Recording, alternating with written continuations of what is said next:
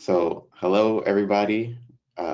Welcome to the second presentation in this National Marxist School hosted by the Communist Party USA.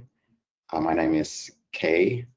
I am a sort of educational leader in the party. I've been asked to present several times on several occasions, and today I'll be presenting on the foundations of Marxist philosophy. So just to frame the discussion, this is to explain the method that Marxism uses to analyze society and why that method develops and when and where it works. So I'm going to move more historically and structurally, like according to how the philosophy works, then detailing Marx's life or something like that. If you like more of that type of treatment, you can check out Lenin on the three foundations. I can't remember exactly what it's called, but the three component parts and something else of Marxism, where it has a section dedicated to Marx's life. But what we are going to go over is the way of thinking. So if you've heard of dialectical materialism as like a list of rules, I heard last presentation somebody ask a question about negation of the negation. That can be a little difficult. The language can be a little difficult, so we're going to try to go through it with examples to help bring this to life, and then I'll go through the whole presentation, and we'll have time for questions and answers to clarify things. So I hope you learn a lot. I learn more every time I prepare one of these and realize how much there is to learn going forward. But I hope you have your notes, your notebooks or your notes apps open because we are going to start. So, like I said, dialectical materialism is a core component. I guess I didn't say that part. Dialectical materialism is a core part of Marxist philosophy. You could say it's like the base. But this didn't come as a term put together, those two words, dialectical and materialism, until later on, after Marx's death, actually. How it emerged was more in use. You might have heard the term historical materialism. That is an application of dialectics to history in a materialist context. And I know that's a lot of words. We're going to get into what each of those mean. So we'll start with dialectical materialism. Historical materialism will be interwoven into the presentation. So first, there's this word materialism. What does that mean? This is the idea that material conditions shape society and thought. Excuse me, not Kay. The other way around. Excuse me, Yes. Kay. Are you moving your slides? No, I'm about to. Okay. Sorry. No worries. Got to make sure everything works. So second is dialectics, which was where dialectical comes from. That's the idea that reality develops through internal contradiction and change. And we'll talk about what exactly contradiction means. All right. So here you should see a slide change, and hopefully that's reflected. All right. So no comment, we're doing great. So to understand why dialectical materialism comes up in the 1800s with Marx and Engels and all our characters there, we have to start with the scale of transformation that was taking place at that time. This wasn't just a period of intellectual debate. It wasn't just a phenomenon of people coming up with new machinery and things like that. This was really a period of massive social reorganization on a global scale. So you have industrial capitalism that is expanding rapidly in the 1800s. You have large populations being displaced from land and forced into wage labor. At this point, not just in Europe, but worldwide as capitalism is expanding. You have feudal relations breaking down. Think monarchies and things like that, people having to work the land and pay some sort of rent to a landlord, literally a lord over the land. But these relations are not breaking down smoothly or evenly.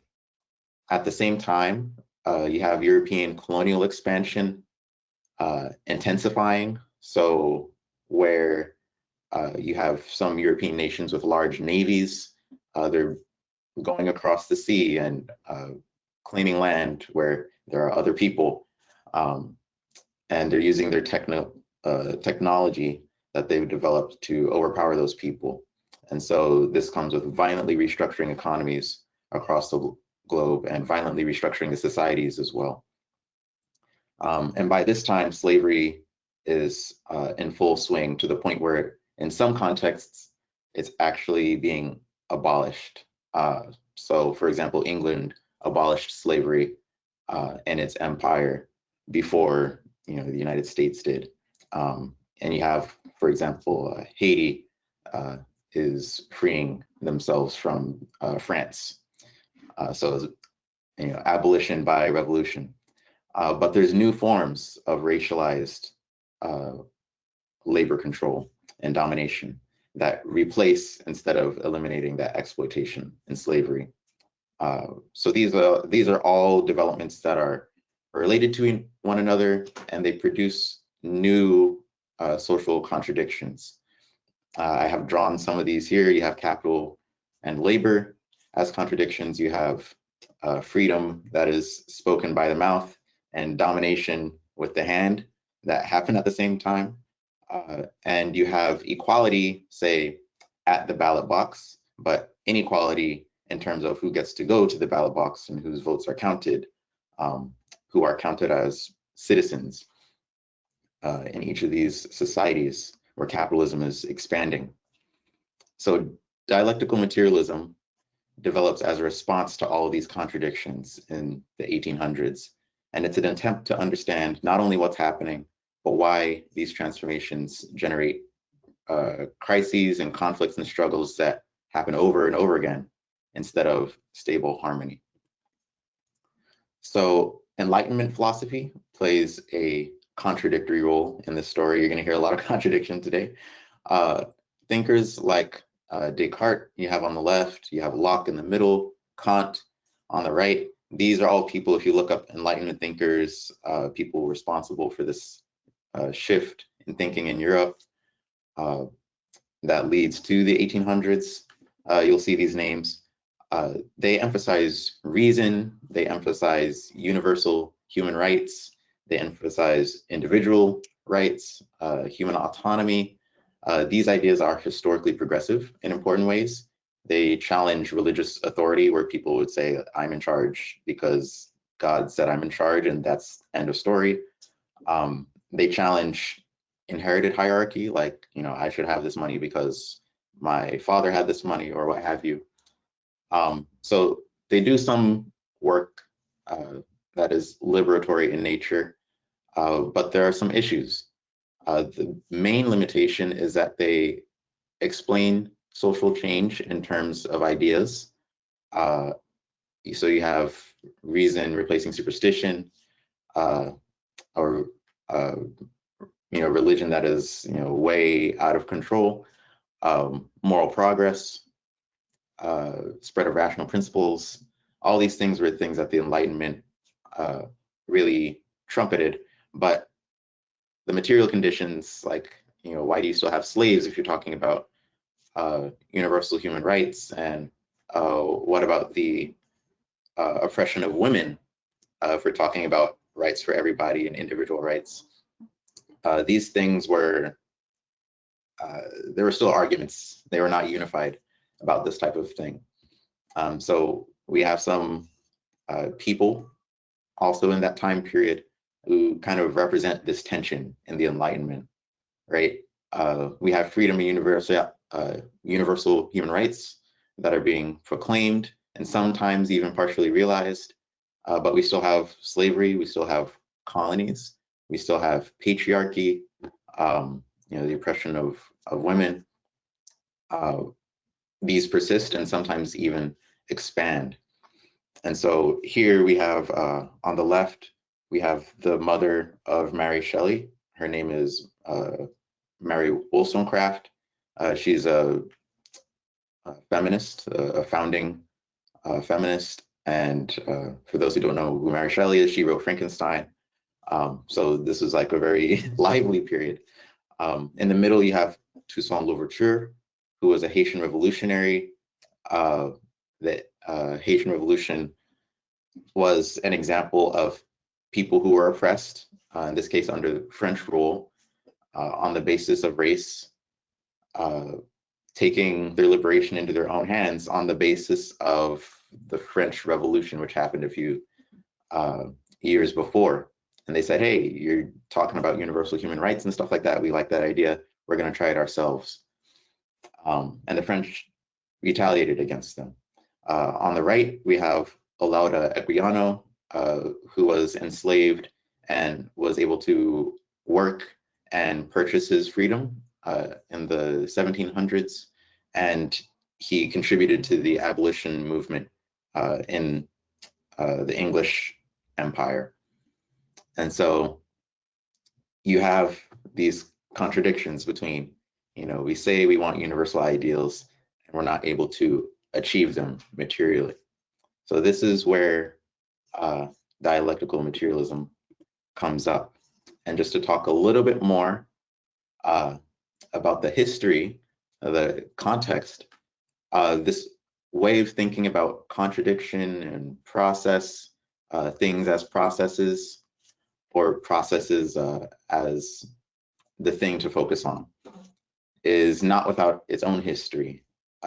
If you look at early China, you have the Taoist thinkers who framed reality as produced by opposites.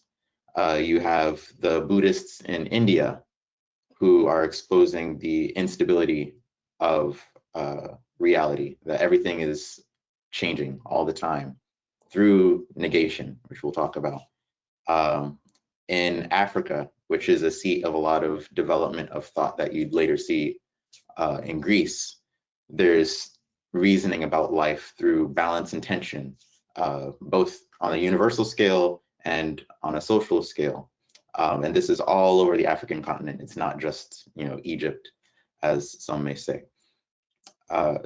So in this context, you have philosopher Hegel in Germany, who is the first to go really hard, I don't know how else to describe it, and put all of this type of reasoning into a very, very comprehensive philosophical method. There are so many books that you can read about Hegel, so many books written just by Hegel himself.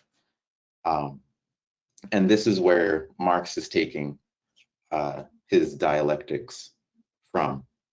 And so this is where the tradition is kind of coming from. It's not unique to Europe. I know a lot of people think Marxism is a little Eurocentric, but it's really just Marx happened to be in Europe. It was the thing he could most easily write about, and he did write about other societies and history of world history as well. And so in the context of rapid social transformation, emerging capitalist production on a global scale, and recurring inequality and crises, think like depressions in the economy and things like that, crashes that we still have today, this is where dialectical materialism is coming from, and Marxist philosophy more broadly.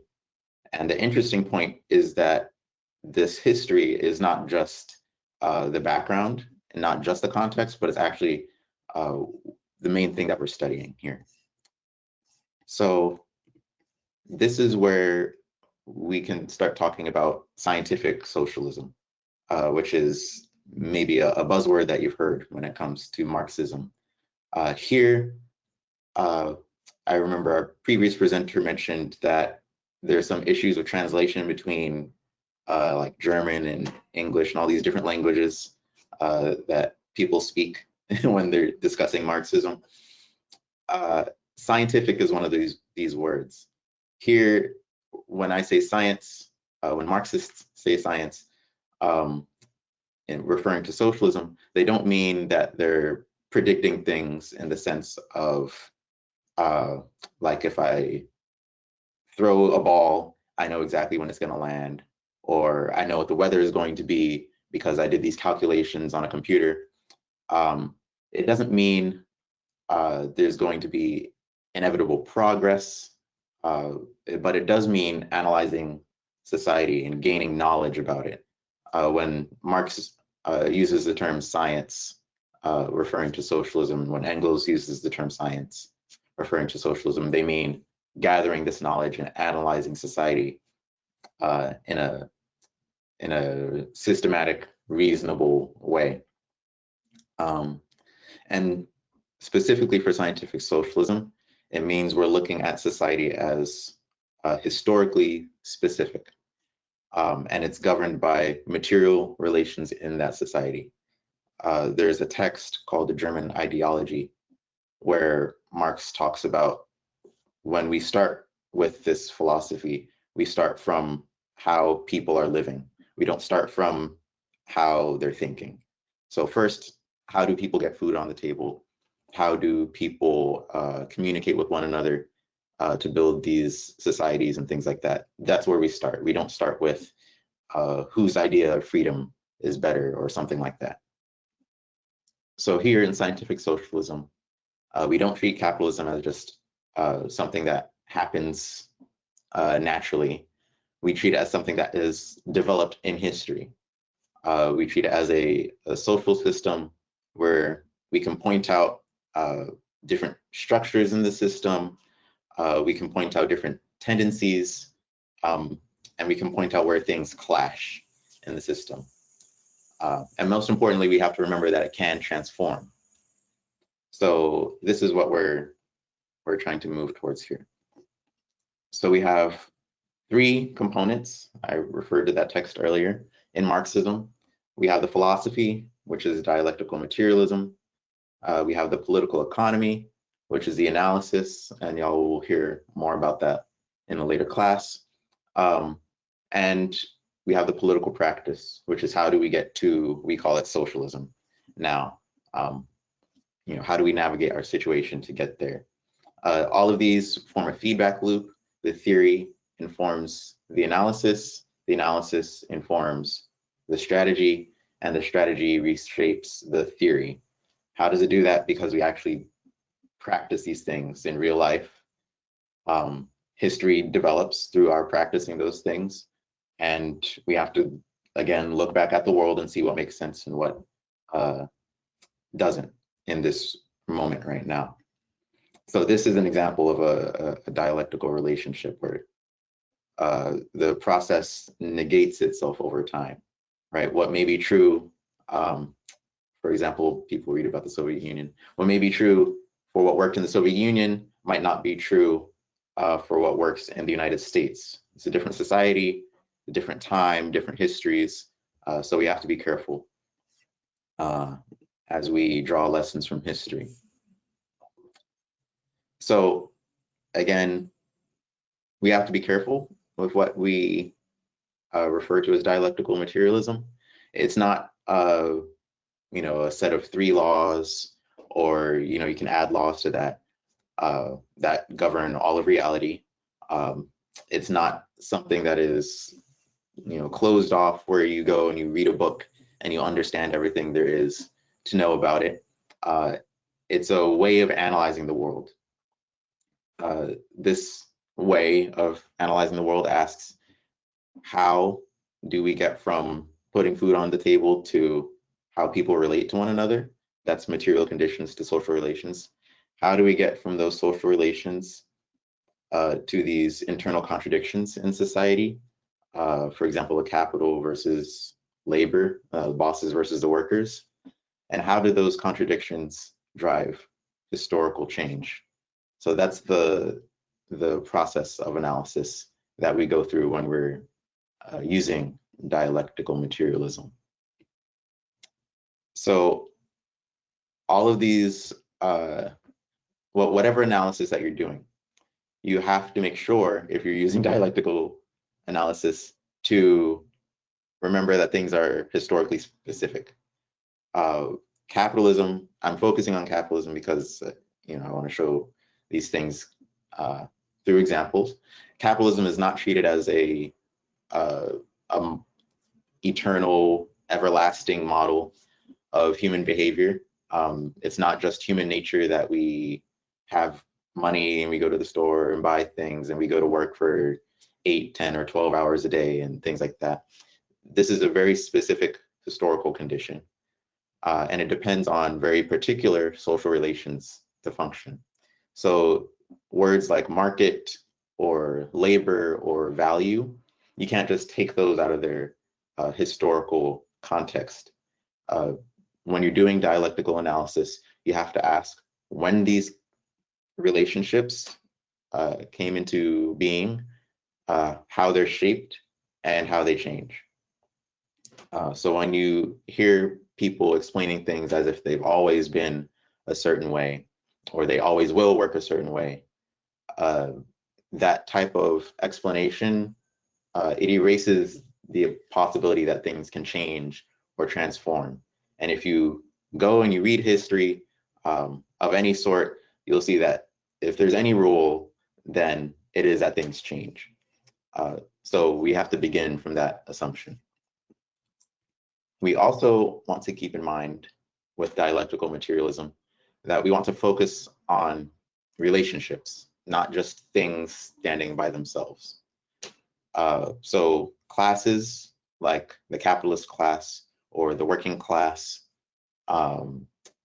or institutions like universities or churches or synagogues, mosques,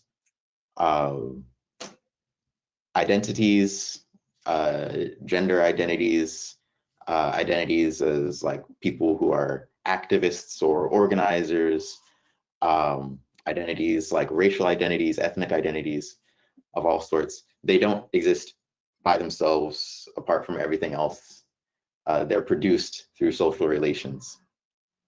So the example we'll take here is capital and labor. These two things that you might regard as separate things, they're not separate from each other when you look at how everything works. They only exist in relation to one another within capitalism. Capital requires labor to create value and profits, and labor must sell its labor power to survive. That's your time and ability to work. These positions are mutually dependent. They depend on one another, and just based on the rules of capitalism, they're opposed to one another at the same time. They depend on one another at the same time that they oppose one another. So that brings us to the key piece in Marxist philosophy, which is contradiction. Now, I want to slow down at this point and be really precise about what Marxists mean by contradiction, because this is where you can start to develop misunderstandings. In everyday language, contradiction means disagreement or inconsistency, like something doesn't make sense. Two ideas that can't be both true and false at the same time. For example, if I said it's raining right now outside, and it's not raining right now outside. Depending on what you're talking about when you say outside, like, is it raining on my head right now or is it not? Those two things can't both be true at the same time. This is not what Marxists are talking about.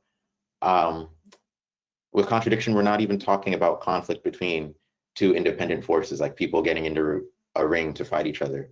We're talking about opposing tendencies that exist in a single relationship. So capital and labor was the prime example, because I think it illustrates it really well. And we're in a class about Marxism, so it works. These tendencies are mutually dependent. They depend on one another, but they pull in opposite directions. The system cannot function without both of them. but it can't fix the tension either. Again, capital needs labor to produce value. Labor needs wages, and those wages come out of doing work. And under capitalism, the only way you can do work is to go to the person who owns the means of production, the capitalist, and sell your labor power. And so it's a cycle, and you can't get out of it just by going to work and selling your labor power harder.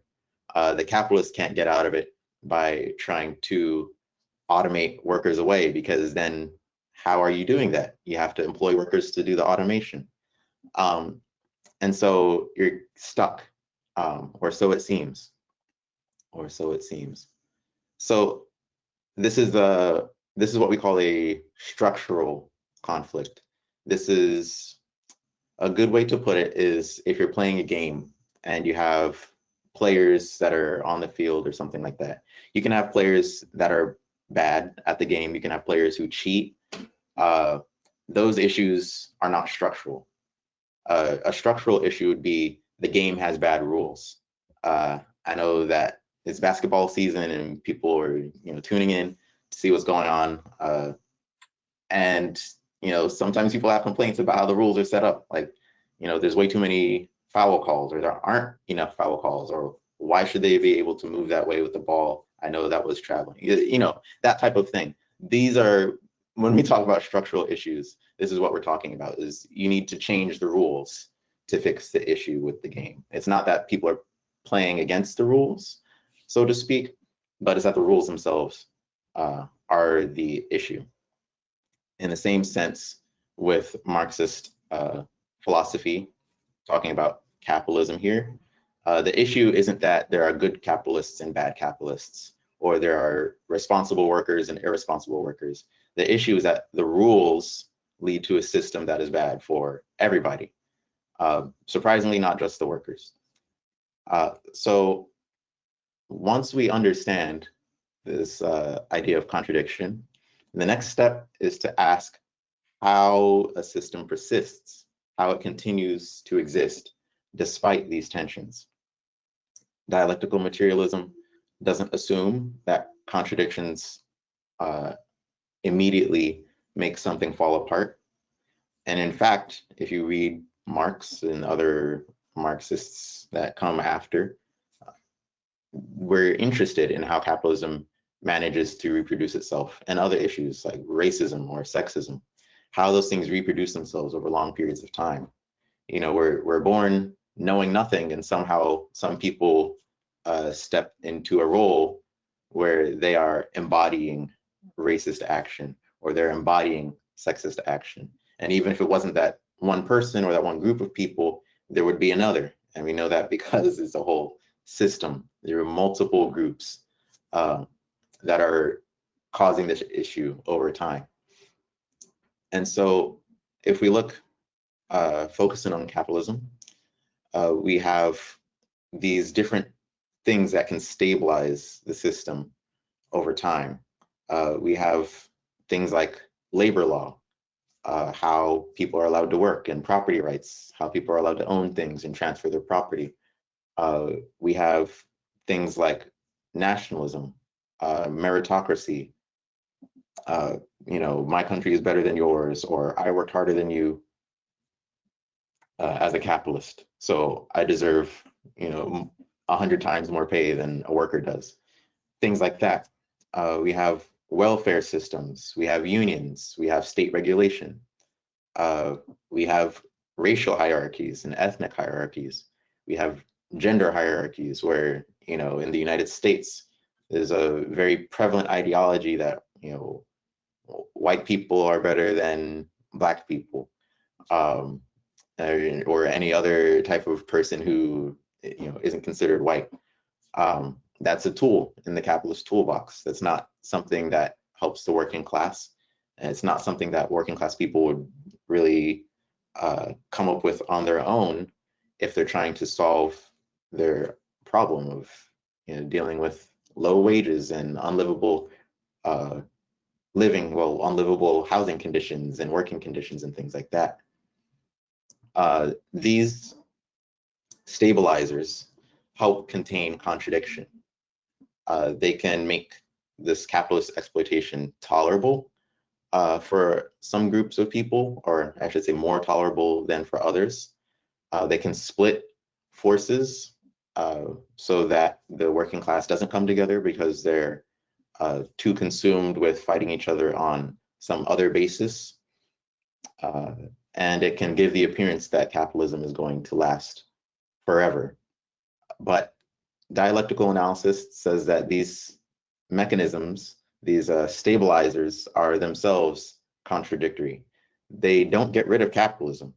All of these things only ensure that it continues, or that you can put off conflict until later, or shift it onto one group or another, somebody in another country, somebody with another skin color, somebody who's a different gender in the way that they express themselves or not, somebody who's a different religion. All these ways are ways that they don't get rid of the capitalist conflict, but they do give ways for it to continue in favor of continuing the system itself. I can't even say in favor of the capitalists, because they lose property regularly with all these economic crashes. It's just that it's worse for the workers. So this reproduction of the capitalist system and this destabilization of the system are not opposites. They're actually two sides of the same process, which is why in Marxist philosophy we say, why my train of thought?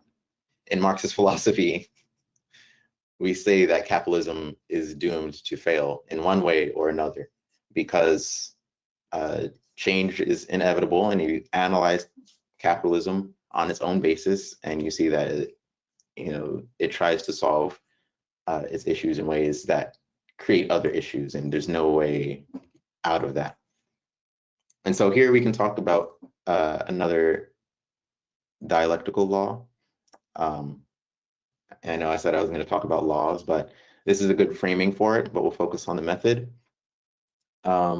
We have an issue of what happens if you add little bits of changes over time. This is central to Marx's analysis, especially if you read about the economy. If you're reading Capital and things like that, you look at how things change slowly over time and how it will produce big issues in the end, whenever that should come. Whatever part of the capitalist system we're talking about, whether that's a revolution, which is kind of the ultimate end of the capitalist system, or whether we're talking about an economic depression where there are too many things to sell and nobody's being paid enough to buy those things, and that type of thing. So anyway, one of the most common mistakes in analyzing social change is to focus only on the big things, the big crises, the big elections where you're deciding, a communist versus a fascist or something of the sort, or revolutions.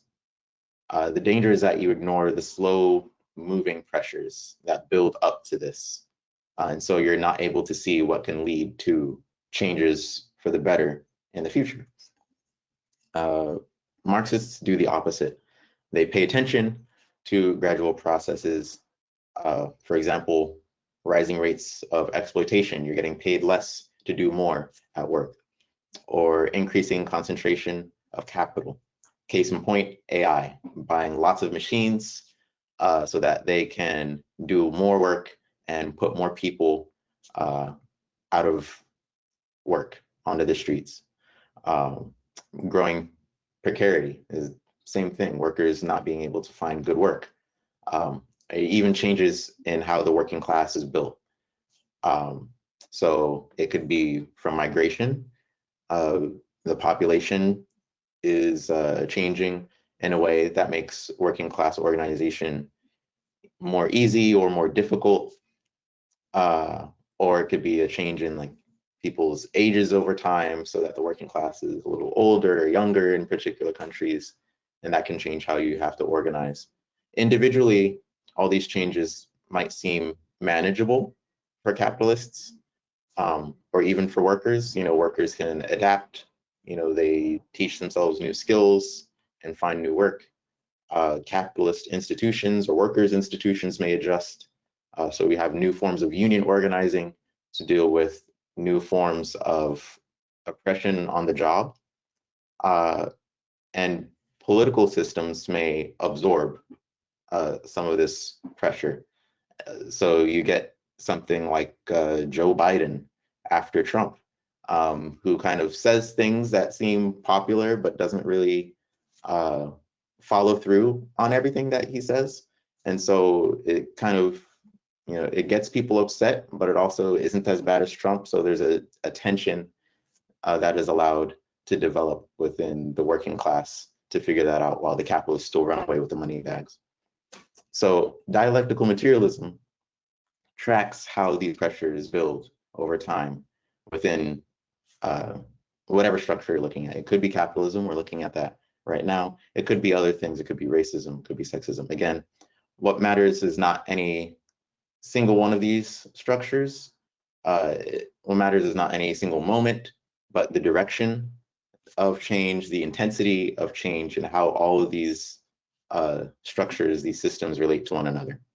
So this is why when you hear Marxists talk about tendencies, they focus on the direction that things are going and which things are more dominant in a situation than others, so that we can look at things in motion and anticipate where the working class may need to move to preserve itself or to advance. Yes, let's go. And at certain points, these pressures that are building up over time can force a change that is qualitative. Marxists, we call this revolution. It doesn't always have to be a big socialist revolution. There can be other breaks that are significant as well. I'm thinking very deeply about the civil rights movement at this time. Breaks that occur or that build over time for decades, and then all of a sudden you have something like the Civil War, or you have Jim Crow in response to that, or you have the civil rights movement of the 60s that comes after that, and now you have the backlash to that with the MAGA movement. The dialectical materialist method doesn't treat these crises that lead to these big movements as something coming from outside or something that's randomly happening. These things happen because of internal contradictions. And when they can't be managed anymore with these stabilizers that we have here, and this is not a full list, these are just examples. But when these things don't work anymore, something has to change. And so there are breaks in history, there are snaps. This is when you see a lot of people out on the streets and a lot of people, in community centers and in each other's houses and things like that, learning how to resist what's going on because it's just intolerable any other way. And so the important question for us to ask is not whether these crises are going to occur, but how they're going to take certain forms under certain conditions. Why does one crisis lead to, say, getting Joe Biden into office rather than somebody a lot more radical? Why does another crisis lead to an authoritarian figure like Donald Trump and his forces, not just him, but the whole crew, the Project 2025 authors? Why do these crises lead to that? And why does a third crisis lead to revolutionary struggle, which we study very closely as Marxists? Dialectical materialism doesn't give you a single answer, but it gives you a way to look at these conditions and direct your attention to reasons why different outcomes might be possible. And so it's important to remember that dialectical materialism doesn't say that anything is inevitable in history. That goes for the past as well as the future. Marx never argues that capitalism automatically collapses. It's because people reproduce it over time, right? The system doesn't exist above people. There's no, how to put it, there's no capitalism in the air that's making people do things. This is how people have been set up to relate to one another, and they have learned how to do this since they were children, and it's been passed down, and that came from history before it, and so on. And Marx is just looking at tendencies. Like, if we keep doing this, then we will have an issue. But it's not inevitable that we're going to keep doing this, which is where the possibility for socialism comes out. So what we're looking at is capitalism generates contradictions. That we know to be true. These contradictions create possibilities for transformation. It doesn't say which way we're going to transform. We could, I don't want to say just as easily, it's possible to end up in a fascist dictatorship in response to capitalist crises. It's also possible to end up in a socialist revolution and the resulting socialist state afterward. It depends on political organization. These possibilities depend on collective struggle, on how the institutions in society are allowed to work. For example, we have, our House of Reps, we have our senators, we have the Supreme Court, we have our 50 states way of voting. Like, all of those things are real. They put real restrictions on the possibilities that can come out and how we have to work. And of course, there's, the history that we can't control. Things like,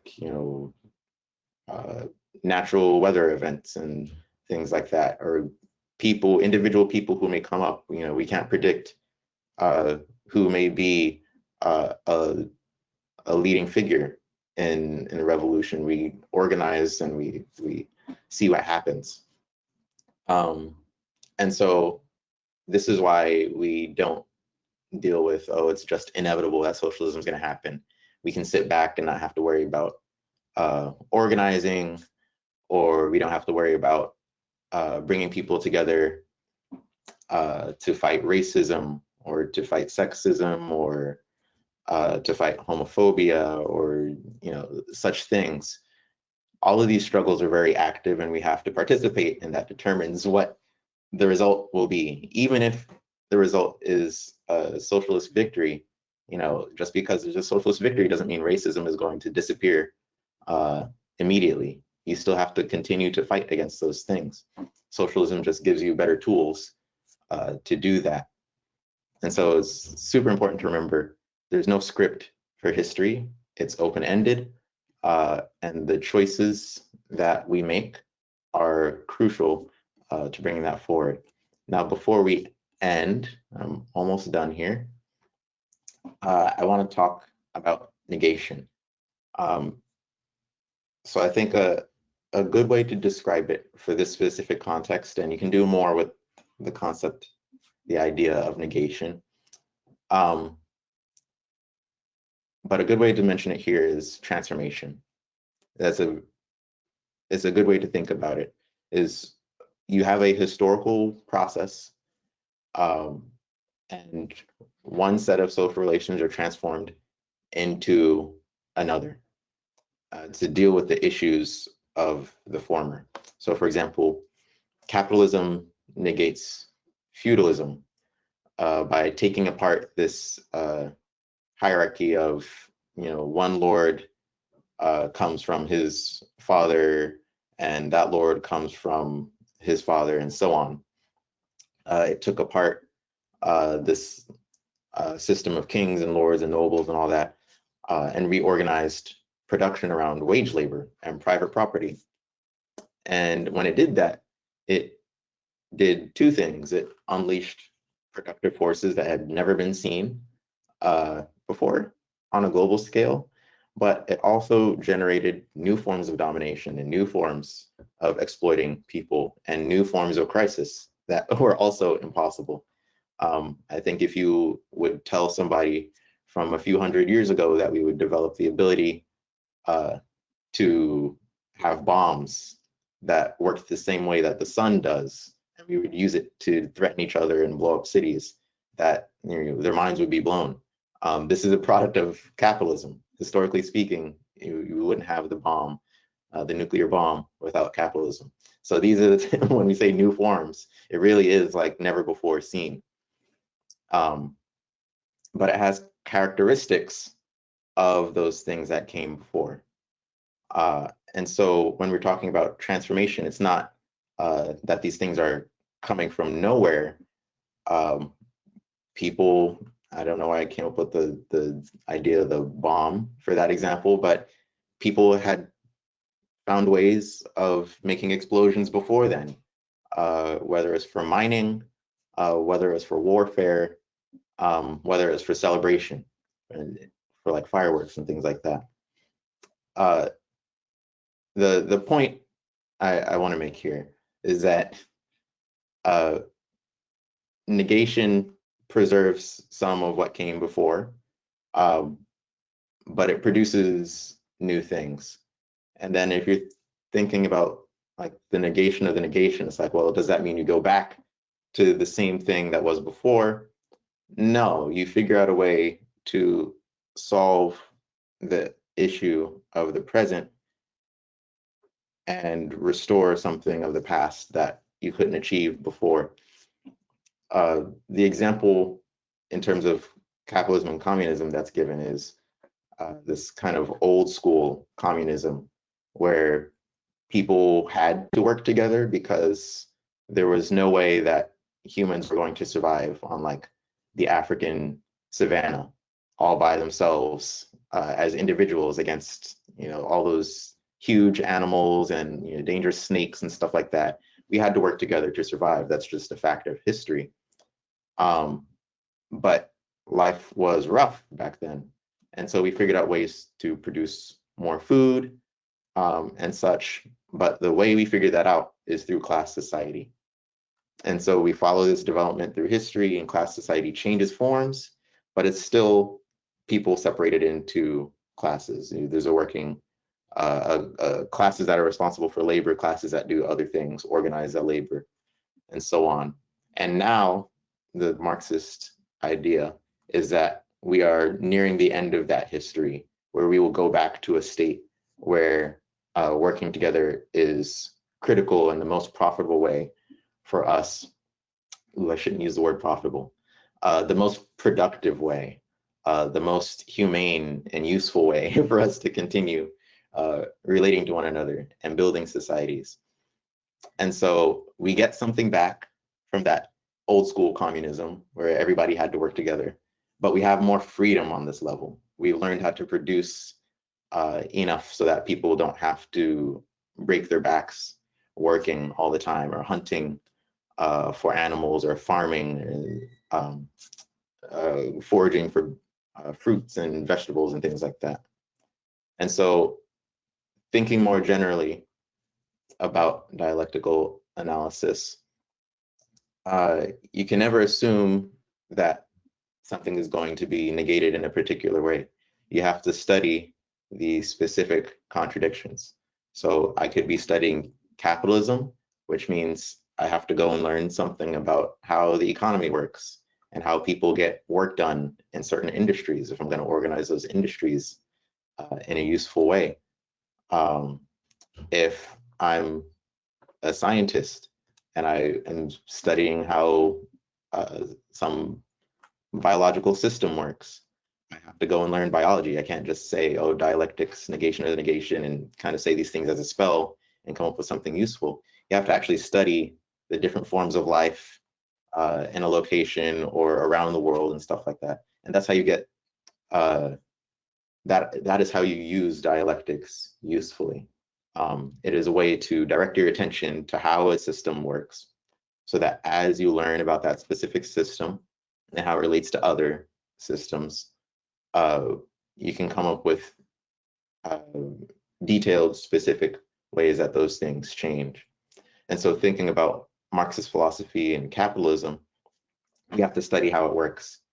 Many people think that Marx sat around and theorized a lot about socialism and what would come after capitalism, when really his life's work was studying capitalism and figuring out, how does this work so we can figure out how to get out of it, how to come out in a way that is pro-human. I know now people are thinking about AI a lot, and he was very concerned with machines, so that is preserved over time, that concern for looking out for the human and what is best for people, not ignoring our differences, but taking our differences into consideration. And so here on my last slide, we're about to end, it is important for us to know that material conditions matter. They shape what is possible, but they don't determine outcomes automatically. So we can't just say, oh, you're a capitalist country, just give it a few decades and you'll become socialist. No, we have to organize. We have to make political choices with our neighbors, within our organizations, within our communities. We have to struggle with politics, with the economy, with culture, and we have to respond to events that nobody expects in order to shape how these contradictions that capitalism gives us unfold. And so there's a Marx quote that I really like that says that, basically, I'm paraphrasing, it says people make history, but they don't make it completely on their own. It's given to them. So all of us are born into a situation we didn't ask to be born. We just show up here. There's already a world of things going on, and we have to figure out how to make history in those contexts that are given to us. And so the core of the dialectical materialist method is not really to remove uncertainty. You can't get rid of that. We don't have a theory of everything that explains how everything in the world is going to unfold. But what dialectical materialism and historical materialism help us do is to understand what is happening right now, what has happened in our past, so that we can have a better chance of changing our future in a way that we can plan it and figure out what we want to do and get there. When we talk about class consciousness, that's what we mean. It's like we're consciously acting as the working class together with the other members of the working class. And so this is how we find out where power lies, where these different systems of oppression are breakable, and where it may be most effective to fight at any given moment.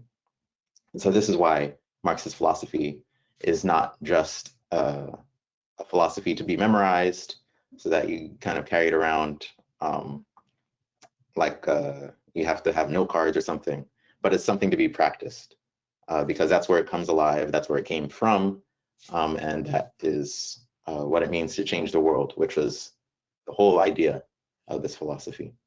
So that brings me to the end of my presentation. Okay, thank you, Kay. We'll now open the floor for questions and comments. We'll take a few questions and comments before we turn the floor back over to Kay to respond. And we'll see how many times we can collect questions and comments before the end, but we have a little over 30 minutes. Alvin, please open the mic on your end. Hi, thank you, Kay, for your presentation. It was super insightful. I really like the point that you made about capitalism being historically specific and how, and I wanted to bring that together with your point about the bomb, the nuclear bomb being, I guess, incomprehensible to, I don't know, someone living in like feudal times, for example. I guess something I've struggled with in communicating, these ideas about dialectical materialism to disgruntled working class people, I guess, is that they kind of see capitalism not as a historic. I think many people do, and even experience it as such, that capitalism is not historically specific, but is really an eternity. I mean, if you ask anyone, really, like, there's no one living memory who lived in a society before capitalism, so to speak. And so, even if we do rationally know that capitalism is historically specific, it's still, I guess, experienced as an eternity. And so, I wonder if, I guess, part of our practice, so to speak, is to frame what we imagine, what we want, the type of change that we want in a communist society, and the type of advances that we would make, collectively as such. Would it be helpful to, I guess, like, frame those advancements that we would make, like, welfare, greater well-being for people, owning your means of production, and so on and so forth. That's, I guess, as incomprehensible to people now living in a capitalist era, because we don't live in a communist society, in the same way that the nuclear bomb is incomprehensible to someone who lived in feudal times. Like, would that be, I guess, a good way to like, communicate that type of impossibility? Thanks. So I think Alvin is saying that capitalist ideology says that this is our nature. And so how do we use science to prove that it is not? And we can. But anyway, let's thank you, Alvin. So we're looking for more raised hands. James, we're opening a mic on our end. There you are, James. Hey, Kai, thank you for that presentation. That was really insightful. One thing I was curious to hear your thoughts on, you made a comment along the lines of, the capitalist system can't resolve the contradiction between the workers and the capitalists. And I was curious if you meant that just in the sense of, like, the currently existing system can't sort of perfect itself and we have to move to socialism, or if you meant it in a sense of the working class movement is almost kind of an external force. Like, would you say that the capitalist system could resolve itself in the sense that it could generate the historical conditions for a socialist revolution, or do you view that as being like a separate process? I guess I'm trying to understand. Thank you, James. Okay, Luis, and we'll go back to you after this one, okay? Luis, there you are, Luis. Hello, so I have a question. Would you say that duality is the same or similar to internal contradictions? I'll give you an example. Light does not exist without shadow, shadow does not exist without light. They both exist. For example, it is hot, so we dial up the fan. We get some cold. We get cold, we dial down the fan. So we're constantly on a pendulum going back and forth. This would create the situation, and people basically, maybe they invent a jacket or they invent a tank top and stuff like that. Would this be, I just kind of want to make sure that my brain is understanding your example of the dialectics. Thank you. Thank you, Luis. Now you have the mic, Kay, and we'll come back to the participants once you complete. Yes. So I definitely, responding to Alvin, I definitely think part of our practice is to frame what we want and what advancements we would make. And a core part of that is to root it in the present moment. So I like the idea, not of it, if I was in feudal society, I don't know that I would come up with the idea of an atom bomb or be able to describe it to people in a really useful way that would do anything for the development of that that thing. But I could, and people did come up with ways like, hey, we see within our own historical moment that it's possible to live a better life. Like people really feel it, and the issue is that and this is part of how things develop, is that they kind of outgrow the social situation that they're in. And it can be easy to become discouraged when you're trying to resolve these things individually or even collectively. If the collective doesn't manage to fix the thing as fast as people hope, and think that, oh well, we're stuck in this situation forever. Thinking about our own situation today, you're right. There's, everybody who's been born has been born under capitalism, so there's no like living memory of anything else. But we can think about what we're being kept away from. There are so many policies that the communists have been in favor of since there have been communists, and people are being kept from achieving those things. Like, it would be good to mention to people, to bring people along in your train of thought, to ask them, why is it that we have these policies? We have polls we can look up and show people and say like, hey, most people support this. If we just took a vote right now, you would find people who are interested in building this better world that we say we want. So what is keeping us from doing that? And this encourages people to really consider, why is it that we don't have these things, even though most people want them? Is it because everybody but your select group of people who you think is competent and able is just foolish? Do we live in a society of fools? I mean, humanity as a whole has done some foolish things, but I don't think everybody is so stupid that we can't have good things. I don't think that's a a good place to be mentally. That just sounds like people who have been defeated and given up. So I think when we talk to people about our ideas, is really to emphasize like, oh, do you really think that this situation is going to last forever, or could there be change? Even if nobody was born in feudalism and is now in capitalism, there are people who've lived through very large changes, and there's so much history that happens so quickly. Especially if there are any history buffs in the audience, things are changing very quickly compared to how fast they used to change nowadays. And so it's like, just look at the past few decades and consider, is it impossible that we might have something different in the future? Because just a few decades ago, I mean, like, college was a lot more affordable, in some cases free.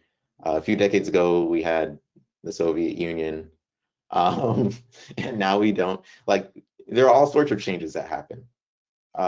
So if there's a way you can put it on them to make the case that things will stay the same forever, I think you'll find a few more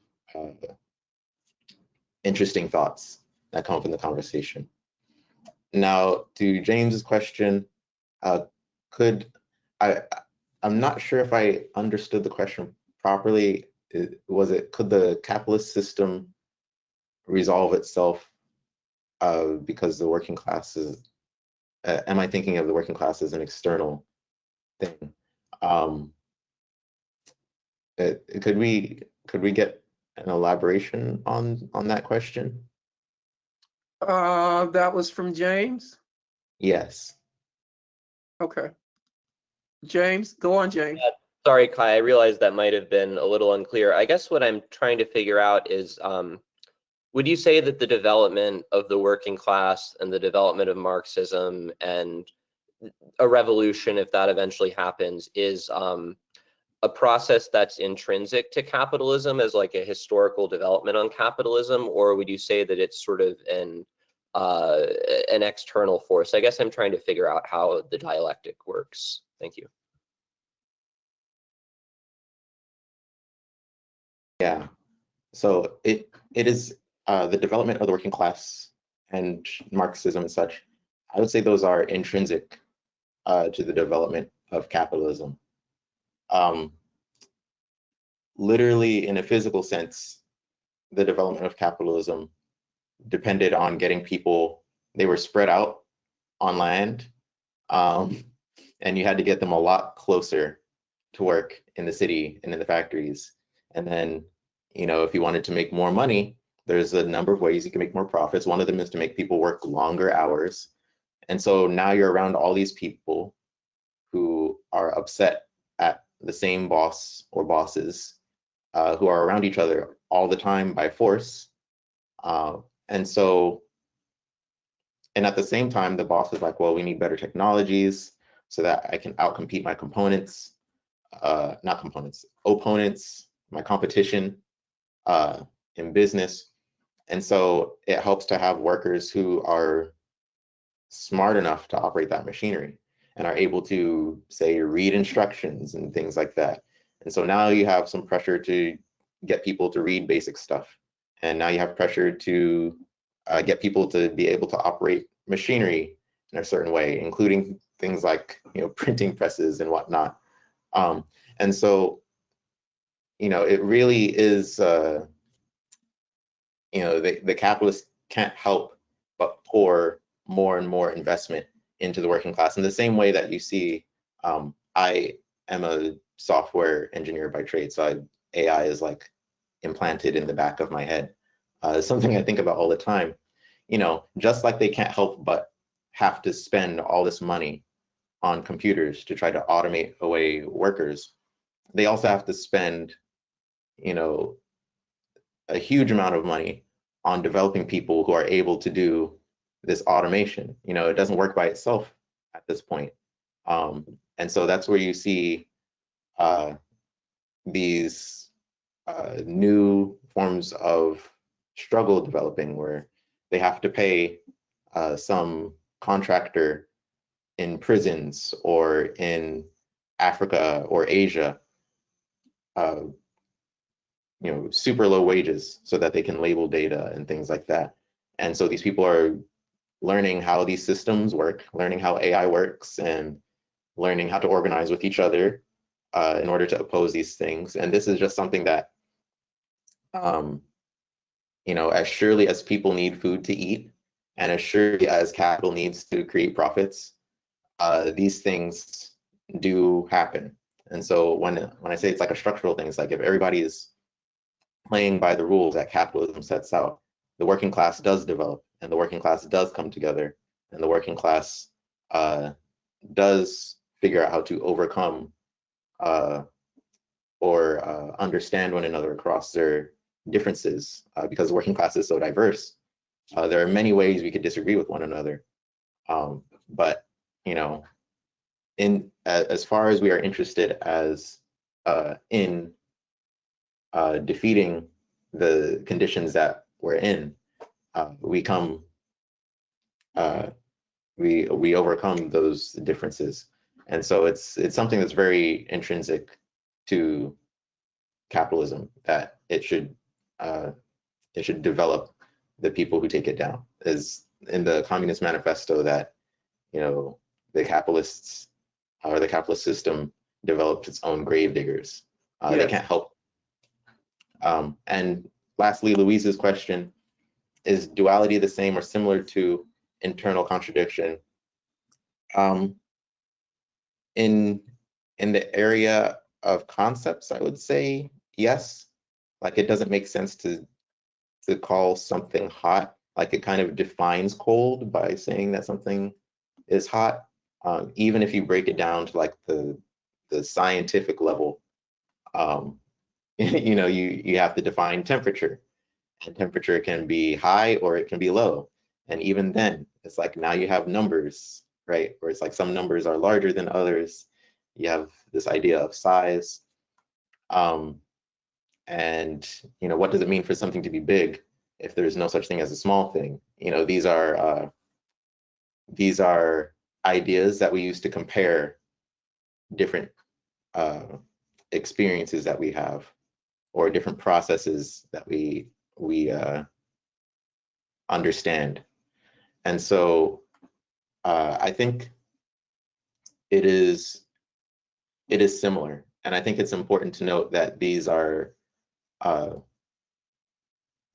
the idea of there being a perspective from which you understand a certain duality or understand a certain contradiction is important, even at the objective level. Like, you know, if I say the sun is hot and the earth is cold, I have to put some sort of reference on the sun to understand that the earth is cold. Because if I'm talking about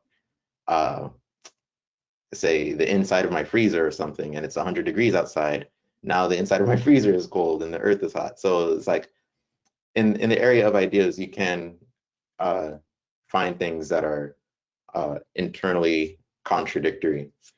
And duality is very similar. Like I brought up Taoism and the idea of yin and yang giving rise to reality. It's an idea that's very similar. It's a similar type of reasoning. Okay, let's take a few more comments and questions. Lane. All right, hi. You were talking about how capitalism doesn't even work for the capitalist class. That's I mean, it makes sense, but that is a newer concept for me. So, I'm kind of wondering, is there a way to frame this to staunch capitalists of like less about helping other people, but more asking them like, hey, how are you prepared for like this thing to happen and this thing to happen and this thing to happen that late stage capitalism will cause them to face, to kind of get them less locked into that capitalism is the only way because I'm winning mindset. Thank you, Lane. Let's take a few more. I think this is the last round, probably. Okay. All right, Matthias, you have the floor. Matthias. Hey, thanks for putting this together. My question goes back to when you were talking about, I guess, the idea of how quantitative changes can become a qualitative change and can result in a material improvement or some kind of a victory. And you mentioned that there's almost always a reactionary backlash against those. So you had Jim Crow after the Civil War. You know, we see the gains of the New Deal constantly under threat. Recently, gender equality gains under attack again. So I'm just wondering, when we pursue these improvements, are there things that we can do to make those changes more resilient, knowing that there will be a backlash? Thank you. I can't resist, Kay. That's why we want to fundamentally change the system. But anyway, Kay will. All right, so thank you, Matthias. Look, let me see, how much time do we have? Well, do you want to respond to those two? And then we'll have time for another round. Yeah, I think I can quickly. Okay. To the first question about how to frame this idea that capitalism doesn't even work for the capitalist class. Yeah, so there's this idea. I like to play a lot of games, and some of those games are like strategy games. Part of being a good strategist is being able to, in the context of like you're competing against some enemy, is to put yourself in your opponent's mindset. So like if you're playing a game of chess, you don't just move pieces however you like and then hope that your opponent isn't going to defeat you. You have to make smart moves and think about, you know, if I'm going to do this one thing, how are they going to respond? And so we can do that with capitalism, right? Capitalists want to starve workers. Well, they don't. let's make it less moral, because the base analysis is not really a moral one, aside from wanting humanity to keep existing. If you have a system where I am a capitalist, say, and I have all the reasons in the world to make as much profits as possible, and if I don't do it, then somebody else is going to make more profits and put me out of business. So everybody has to make as much profits as possible. One of the ways to do that is to pay people less. That's just part of the rules. Okay, so I'm going to pay people less and less and less. And then all of a sudden, the same people that I'm not paying enough money, who I have working at my factory, now they can't buy anyone's products. And so what happens then? Now I have all this stuff. I can't sell it to anyone. I still want to make money. And so that's when you come up with all these things like, I'm going to have the government print money and give it all to me, and then everything will be okay, and we'll just ignore the people out there. Or I'm going to start a war, and we'll destroy people, we'll destroy products, and then I'll just produce weapons or invest in that and make money that way. These types of things. And the issue is, not all capitalists want to play that game. Like, there's still people on the other side of this. And so the capitalists aren't one unified hive mind, right? Different people have different interests, and that applies to any group of people.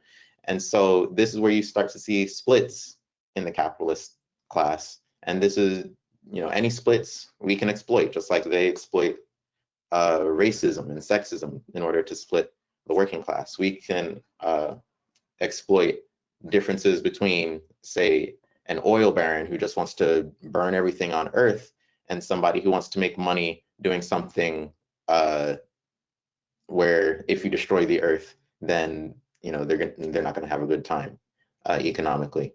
And so that's when we can strategically ally ourselves with certain sections of the capitalist class, say the smaller sections than the bigger ones, against the bigger ones,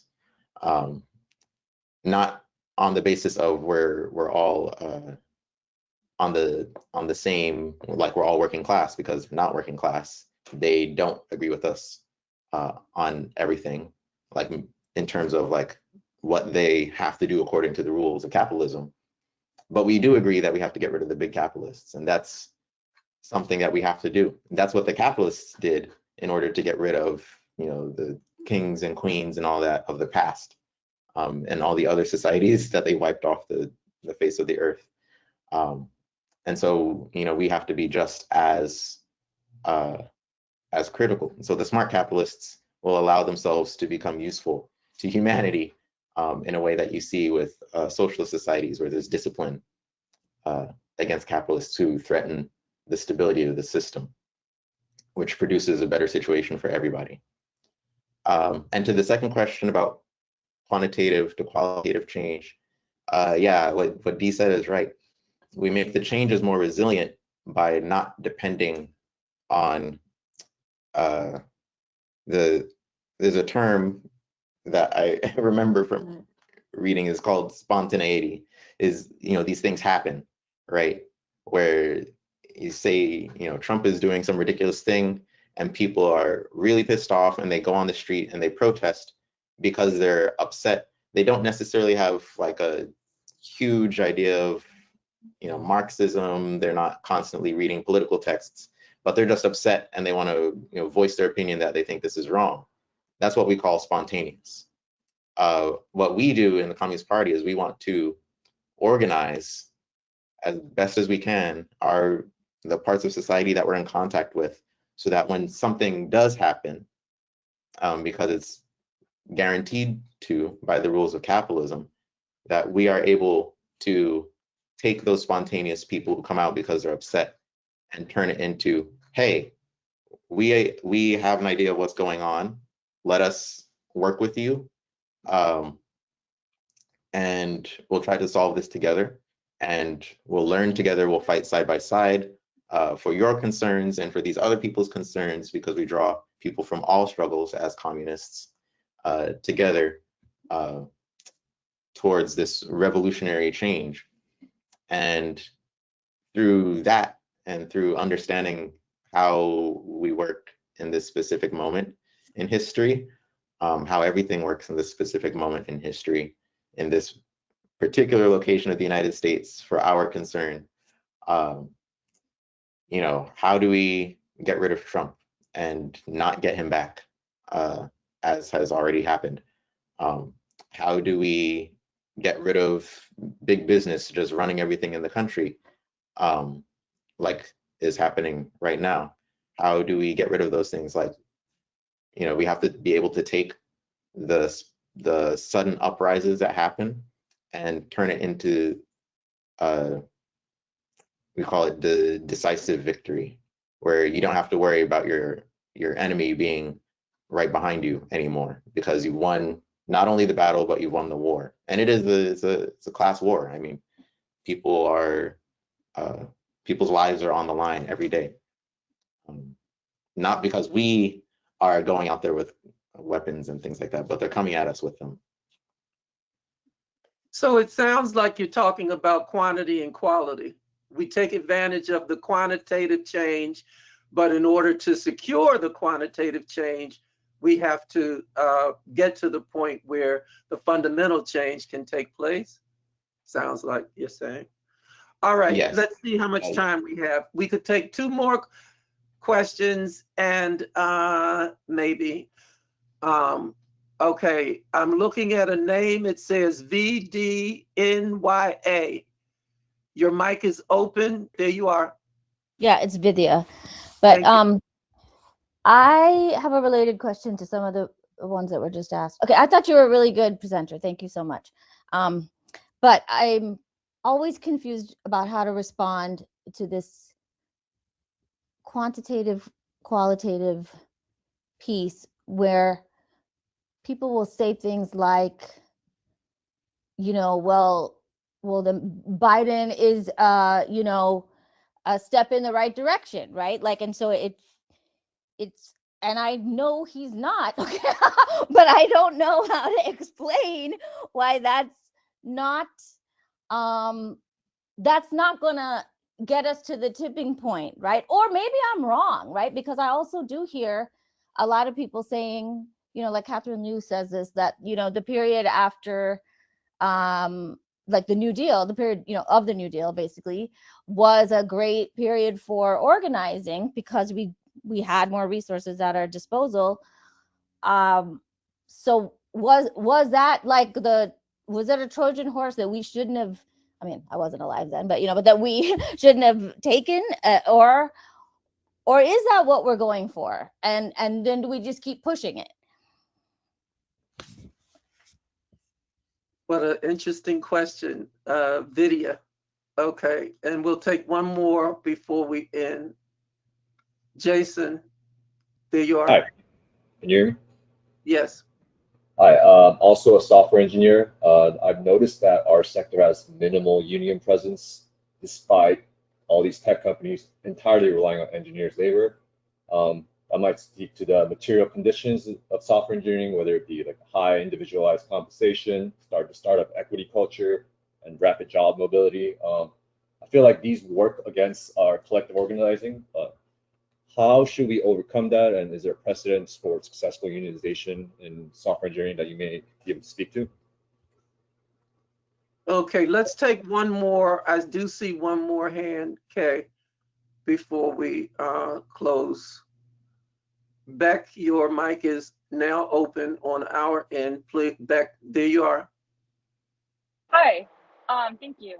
I just wanted to ask, so my field is archaeology, so the idea that that capitalism is historically specific is borne out like every day in what I do. And there are several like Marxist theories of archaeology that I subscribe to and that I try to bring forward in my work. And I guess I'm just curious because obviously Marxism as a whole has in some ways an image problem of being clustered at universities and being clustered in like academic elite, and because of the way that it, you know, has been developed and diffused in some ways. So I guess I'm just curious if you think that it is useful to the wider struggle to pursue those theories of Marxism in other fields and other scientific fields, and or if it's useless to develop those theories just to be in academic papers and the focus should be elsewhere entirely. Thank you, Beck. Okay, you have the floor for the final time, Kay. All right. Thank you all. So the first question, yeah, I think this gets to a very core issue in Marxism, which is the relationship between class struggle and what we call the democratic struggle, the struggle for democracy. Is Biden a step in the right direction? Was the New Deal good for organizing? I mean, these things are true in some sense.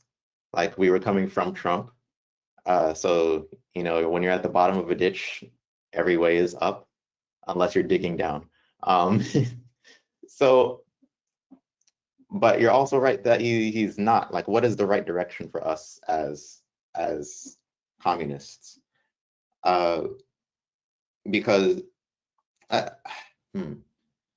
we are interested in the present well-being of our class, and in the future well-being of our class, and also all of humanity. Like, the capitalists are they're not self-sustaining, right? They're, again, dialectical relationship. They can't live without us. So if we're sick, they're going to be sick. When we are pursuing these, we'll call them quantitative changes, these small steps, say getting Biden instead of Trump, or getting the New Deal instead of a more a deeper, more revolutionary change.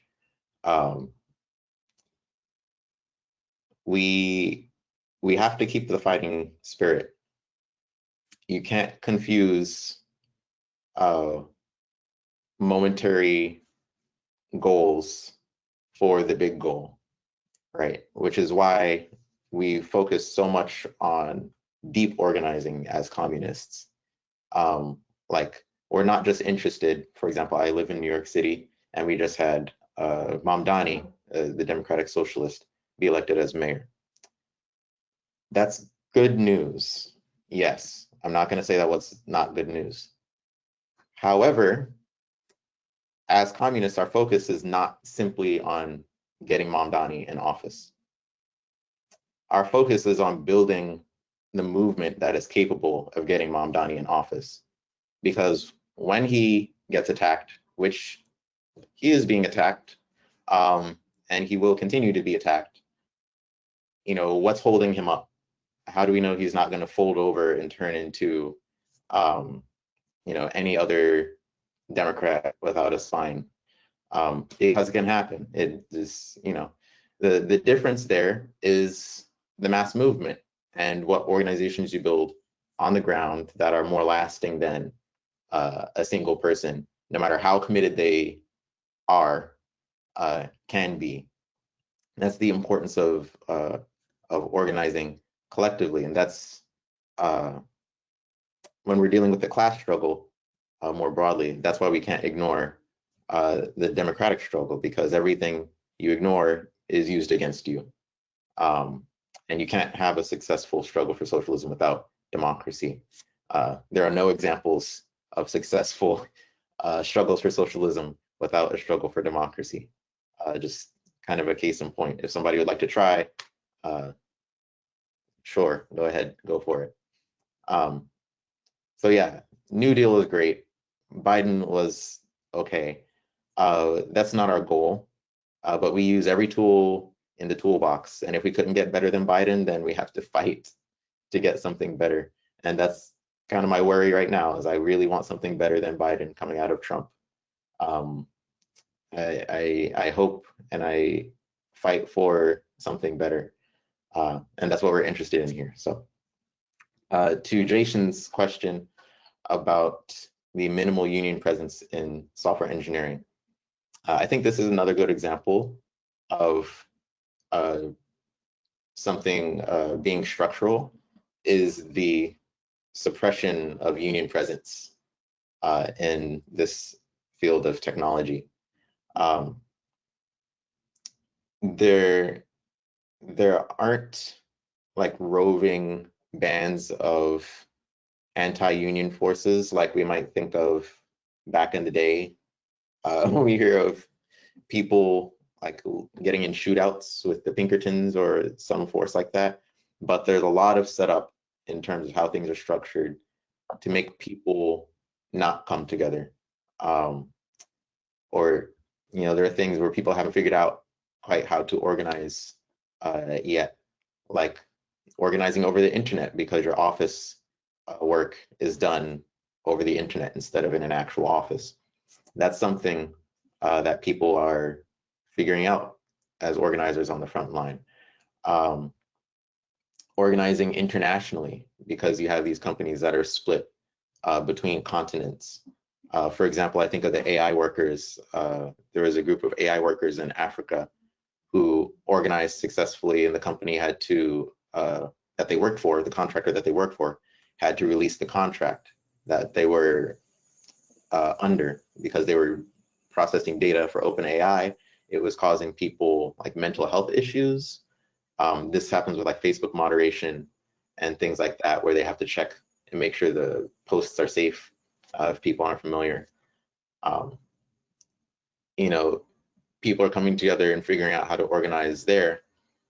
There is this sort of meta organization, not the company Meta, but this organization above organizations. People join of many different political stripes and things like that, but they're united by wanting to organize the tech space called the Tech Workers Coalition. And I know they're, at the very least in the US and Europe, I have not been able to follow very closely because I've just been so busy, but they have forces in different areas and they track these things like organizing at big tech companies like Apple or Microsoft or Google and so on against these big projects that you see used against, you know, they're global corporations, so used against a lot of people from on the sites of more traditional war zones, like you think of the drones in Ukraine, to super high-tech oppression like you see in Palestine with the surveillance that they have there.